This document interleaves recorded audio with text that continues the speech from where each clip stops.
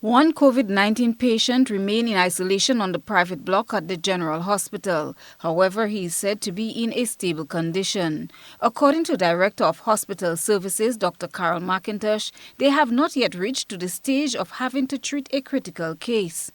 We are very thankful that we have not gotten to that point, and I would be happy to say that we never used any of the ventilators. That would be the best thing to be said. But if it is necessary, we have it ready. And if it's necessary, we have the team ready. And necessary, we have, I have to keep coming back to a full team with the doctors, the nurses, the housekeeper, the orderly, the drivers that are there and knowing that this is what they're designated to do. The director made mention of 2 facilities that have been designated for isolation of COVID-19 patients. She explained what has been done thus far to accommodate them. So we were able to retrofit the private ward. So we have 2 full ones that were prepared for if we have critically ill patients who have COVID-19.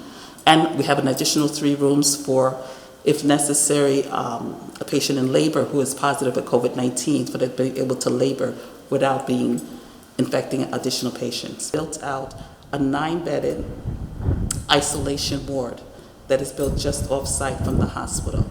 That one has 4 isolation rooms typically, and then a 5-bedded ward that would hold 5 beds for patients who are all tested positive so that they will be able to be treated.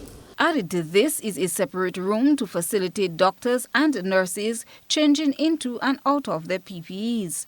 Dr. McIntosh says their medical team, headed by Dr. Dolan Noel, does their best to ensure patients they have treated did not reach to a critical stage, and that, she expressed, is remarkable on their part.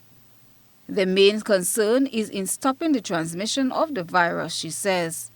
The oxygen bank is the only area that's left to be complete. Christina John, GBN News.